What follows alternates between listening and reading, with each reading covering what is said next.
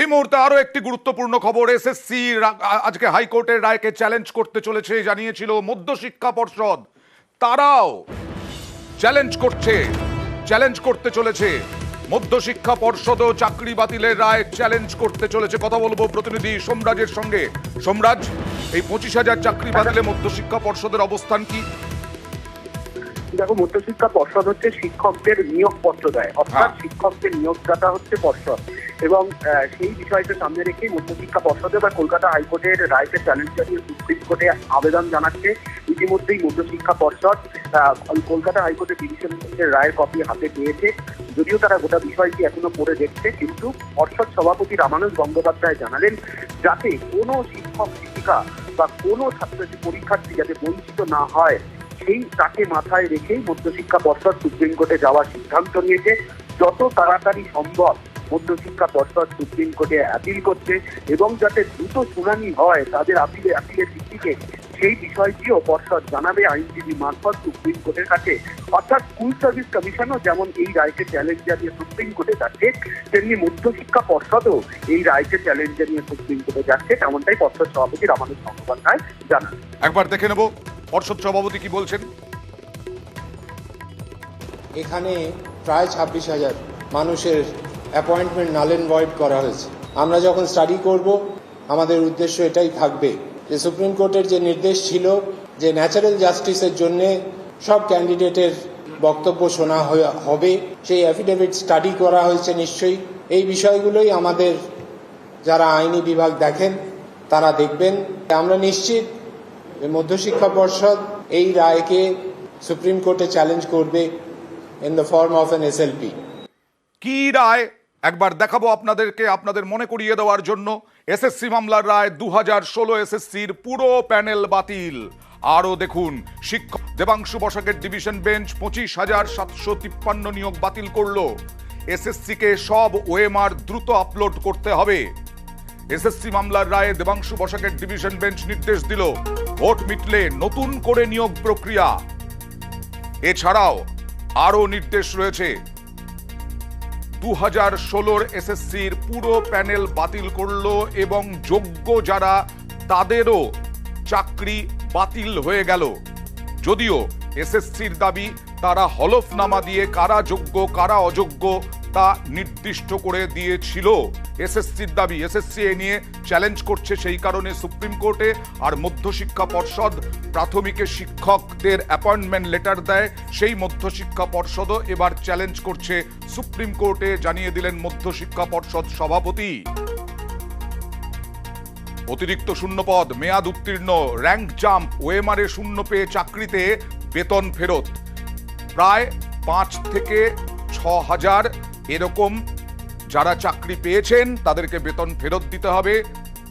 প্রায় 10,000-এর বেশি চাকরি প্রাপকদের বেতন ফেরত যা বলা হচ্ছে, প্রায় 10,000, 12% সুদে বেতন ফেরত দিতে হবে যারা র্যাঙ্ক জাম্প করে ওএমআর এ শূন্য পেয়ে বিভিন্নভাবে বেআইনি নিয়োগ হয়েছে, যাদের মেয়াদ উত্তীর্ণ প্যানেলের পরেও যারা চাকরি পেয়েছেন তাদেরকে 12% সুদে বেতন ফেরত দিতে হবে। অতিরিক্ত শূন্যপদ তৈরি নিয়ে তদন্তের নির্দেশ, সিবিআইকে তদন্ত চালিয়ে যাওয়ার নির্দেশ ডিভিশন বেঞ্চের।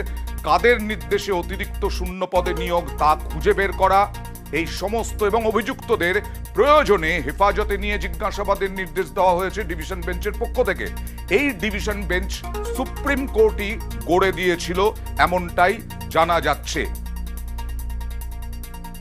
আর ভোট মিটলেই নতুন নিয়োগ, কি বলছেন আইনজীবী, ভোট মিটলেই নতুন নিয়োগ প্রক্রিয়া শুরু করার নির্দেশ দিয়েছে হাইকোর্ট। প্রথম নির্দেশ দিল যে যত নিয়োগ হয়েছে এই group C, group D, 9, 10, 11, 12, 2016 recruitment প্রসেসে, সেটা পুরোটাই বাতিল। জুন মাসের মধ্যে নতুন করে নিয়োগ প্রক্রিয়া শুরু করতে হবে এবং সেখানে যাবতীয় সব কিছু ওয়েবসাইটে পাবলিশ করতে হবে যাতে নর্মাল পাবলিক সেটা দেখতে পারে, এবং এই যে ওয়েমার, এই পুরো ওয়েমার পাবলিশ করতে হবে। এবং আর নাইসানা একজন টেন্ডার করে একজন নতুন এজেন্সিকে অ্যাপয়েন্ট করতে হবে যারা এই ওএমআর ইভ্যালুয়েশনের কাজ করবে। আর এছাড়াও আইনজীবী বলছেন 12%, এই যে বললাম যে 10,000, প্রায় 10,000 যারা বিভিন্নভাবে র্যাঙ্ক জাম্প করে ওএমআরে শূন্য পেয়ে মেয়াদ উত্তীর্ণ প্যানেলের পরেও চাকরি পেয়েছেন, তাদেরকে সুদ সমেত বেতন ফেরত দিতে হবে। সুদীপ্ত দাশগুপ্ত আইনজীবী কি বলছেন দেখুন। যারা বেআইনিভাবে রিক্রুটমেন্ট হয়েছে, যেমন ব্ল্যাঙ্ক ওএমআর দিয়ে র্যাঙ্ক জাম্পিং করে যারা আদৌ প্যানেলে ছিল না তারা চাকরি পেয়েছে, এমনকি যারা পরীক্ষাও দেয়নি তারাও চাকরি পেয়ে গেছে, এই যাবতীয় যত ক্যান্ডিডেট সবার মাইনে ফেরত দিতে হবে 12% ইন্টারেস্টে। যারা শুধুমাত্র বেআইনি নিয়োগ পেয়েছে তাদেরই বেতন ফেরত দিতে হবে 12% সুদে। আরও কি নির্দেশ দিয়েছে হাইকোর্ট? যেমন সিবিআই তদন্ত চালিয়ে যাবে, সিবিআই প্রয়োজনে হেফাজতে নিয়ে জিজ্ঞাসাবাদ করবে। সুদীপ্ত দাশগুপ্ত কি বলছেন দেখুন। সিবিআই নতুন করে ইনভেস্টিগেশন করবে, যারা এই বেআইনিভাবে চাকরি পেয়েছে তাদেরকে দরকার হলে কাস্টোডিয়াল ইন্টারোগেশন করে। আরও ডিরেকশন দিয়েছে যে সিবিআই সুপার নিউমারিক পোস্ট কি করে ক্রিয়েট করলো ক্যাবিনেট মেনে নিয়ে যে বেআইনি নিয়োগ হয়েছে এবং সেটাকে লিগাল করার জন্য, সেই বিষয়েও সিবিআই আজকে তদন্ত করবে। অনামিকা রায়, ইনি চাকরি পেয়েছিলেন প্রাক্তন বিচারপতি অভিজিৎ গঙ্গোপাধ্যায়ের নির্দেশে।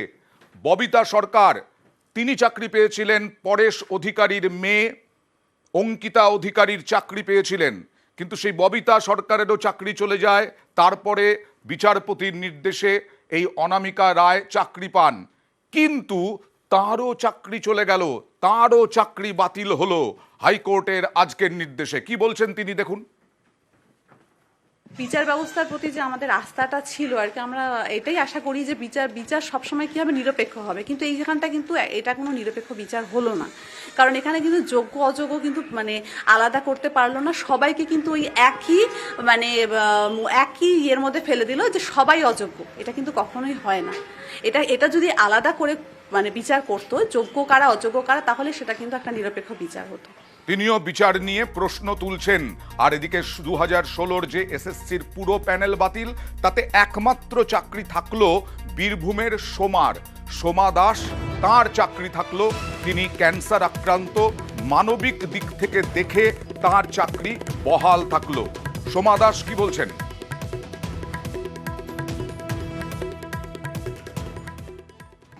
আজকের রায়ে আমি অবশ্যই খুশি হয়েছি। সেই দুর্নীতি করে পাওয়া চাকরিগুলো বাতিল হয়েছে, সেটা অন্তত খুশি হয়েছি, কিন্তু তার সঙ্গে ওই এখনো দুর্নীতির করে যে আরেকটা পার্ট বাকি আছে, সেটা যোগ্যদের চাকরি, সেটা অবশ্যই হয়, সেটাই আশা করি।